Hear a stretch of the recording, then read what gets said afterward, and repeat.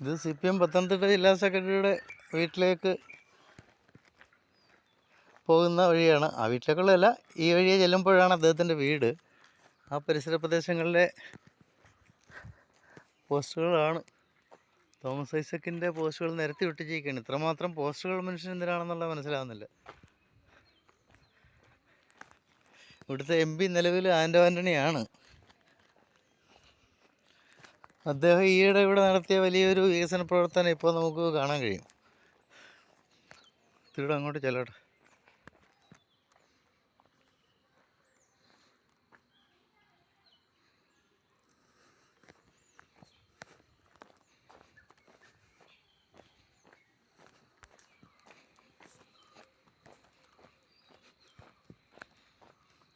ഇവിടെ നിലവിലുള്ള MP ഫണ്ടിൽ നിന്ന് ഉപയോഗിച്ച് ചെയ്ത ഒരു വികസന പ്രവർത്തനത്തിൻ്റെ ബോർഡാണ് ഈ കാണുന്നത്. ഇതിവിടെ ഒരു മിനി മാസ്ലേറ്റ് സ്ഥാപിച്ചിട്ടുണ്ട്. പിന്നെ പട്ടാറ കോളനി എന്നുള്ള രീതിയിലാണ് ചെയ്തിരിക്കുന്നത്. അടങ്കൽ തുക 2,22,777 രൂപ. ഇതെന്തിനാണ് ഇവിടെ ഏതാ കോളനി എന്നുള്ളത് നമുക്ക് മനസ്സിലാവുന്നില്ല. പക്ഷേ ഈ പ്രദേശം കോളനിയില്ല, കോളനികളൊക്കെ കുറച്ച് അപ്പുറത്താണ്. പട്ടാറയും കട്ടിയങ്ങളൊക്കെ കുറേ അപ്പുറത്താണ്. പിന്നെ ഈ ലൈറ്റ് വരുമ്പോൾ ഇവിടെ ഈ വീടുണ്ടായിരുന്നില്ല. ആകെ ഇവിടെ ചെയ്യേണ്ടിയിരുന്നത് ഈ പോസ്റ്റിലെ ബൾബൊന്ന് മാറ്റിയിട്ടാൽ മതിയായിരുന്നു. എങ്കിൽ തീരുന്ന പ്രശ്നമേ ഇവിടെ ഉള്ളായിരുന്നു.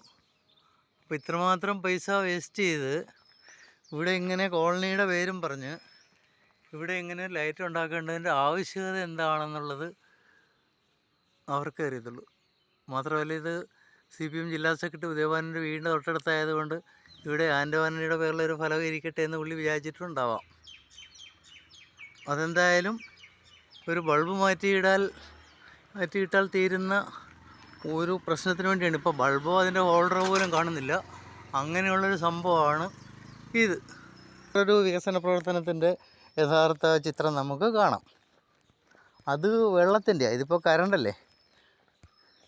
ഇനിയിപ്പോൾ ഇത് അങ്ങോട്ട് ചെല്ലുന്നിടത്ത് അവിടെ ഇപ്പോൾ പുതിയ പണി നടന്നുകൊണ്ടിരിക്കുക. അതേതോ പിന്നെ പ്രധാനമന്ത്രിയുടെ യോജനയാണോ മുഖ്യമന്ത്രിയുടെ യോജനയാണോ ആരുടെ യോജന ആയാലും ശരി, ഇവിടെ കുടിവെള്ളത്തിനുള്ളൊരു പരിപാടി നടന്നുകൊണ്ടിരിക്കാം. ഈ കാണുന്ന ഹാൻഡ് പമ്പ് എന്ന് പറയുന്നത് 1988 കൃത്യമായി പറഞ്ഞാൽ ജൂലൈ 7-ാം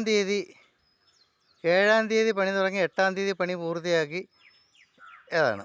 അത് കഴിഞ്ഞിട്ട് ഒരു 3-4 മാസം ഇതിൻ്റെ ചുവട്ടിൽ ആൾക്കാർ വെള്ളം പിടിക്കുകയും അപ്പുറത്തു നിന്നുള്ള പിള്ളേർ പിന്നെ അതിൽ കിടന്ന് തൂങ്ങിയാടി ഒക്കെ ചെയ്ത് കുറേ കഴിഞ്ഞപ്പോൾ ഇത് നഷ്ടപ്പെട്ടു. ഇതിൽ വെള്ളം കിട്ടാതായി. മാത്രമല്ല, ഇവിടുന്ന് ഇങ്ങനെ അപ്പുറത്തൊക്കെ അന്ന് ആൾക്കാർക്ക് ഇത്രയും വീടുകളില്ല, 1-2 കിണറുകളുണ്ടല്ലോ അടുത്ത വീടുകളിൽ നിന്ന് പോരുമായിരുന്നു. ഇപ്പം നാണ്ട അത് കഴിഞ്ഞിട്ടാണ് ഈ സാധനം. ഇവിടെ വെള്ളമില്ലല്ലോ. അത് കഴിഞ്ഞപ്പോൾ ഏതോ ഒരു പദ്ധതിയിൽ കുറേ കാലം കൊണ്ട് വെള്ളം കിട്ടുന്നുണ്ട്. കഴിഞ്ഞ 6 മാസമായിട്ട് വെള്ളം കിട്ടുന്നില്ല. പണ്ട് ആഴ്ചയിൽ 3 ദിവസം കിട്ടുമായിരുന്നു. അത് കഴിഞ്ഞ ആഴ്ച 2-ആയി, 1 ദിവസമായി, പിന്നെ കിട്ടുന്നേ ഇല്ല. ഇപ്പോൾ 6 മാസമായിട്ട് വെള്ളം കിട്ടുന്നേ ഇല്ല. അപ്പോൾ അങ്ങനെ 2 കുടിവെള്ള പദ്ധതികൾ, ഒന്ന് ഈ ഹാൻഡ് പമ്പും പിന്നെ ഇതിൻ്റെ അടികൂടെ ഇങ്ങോട്ട് പൈപ്പുള്ള അതുകൊണ്ട് അതിൻ്റെ മീറ്ററും ഒക്കെ ഇവിടെ ഉണ്ട്. വെള്ളത്തിൻ്റെ മീറ്ററും ഒക്കെ അതുകൊണ്ട് അവിടെ വെച്ചിട്ടുണ്ട്.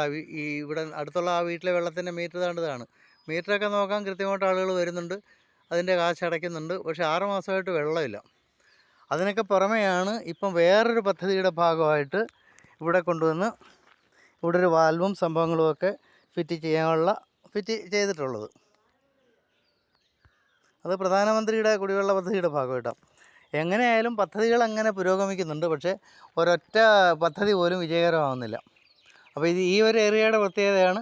ഇത് പ്രത്യേകിച്ചും സമുന്നതനായ ഒരു നേതാവിൻ്റെ പ്രദേശം കൂടിയാണ്. അദ്ദേഹത്തിന് ഇതിൽ ശ്രദ്ധയുണ്ടോ ഇല്ലയോ എന്നുള്ള രീതിയിൽ. പക്ഷേ എന്തായാലും സംഭവം ഇങ്ങനെയാണ്. അപ്പോൾ ഈ കേരളത്തിലെ വികസന നായകനൊക്കെ ആയ തോമസ് ഐസക്കും അതിലിവിടുത്തെ MP ആയ ആൻ്റണിയും പിന്നെ മറ്റ് രാഷ്ട്രീയ പ്രമുഖരുമൊക്കെ ഉണ്ടെങ്കിലും ഇവിടുത്തെ ജനങ്ങളുടെ കാര്യം ശ്രദ്ധിക്കാനോ ഇവിടുത്തെ കുടിവെള്ള പ്രശ്നം പരിഹരിക്കാനോ ആർക്കും കഴിയുന്നില്ല എന്നുള്ളതാണ് സത്യം.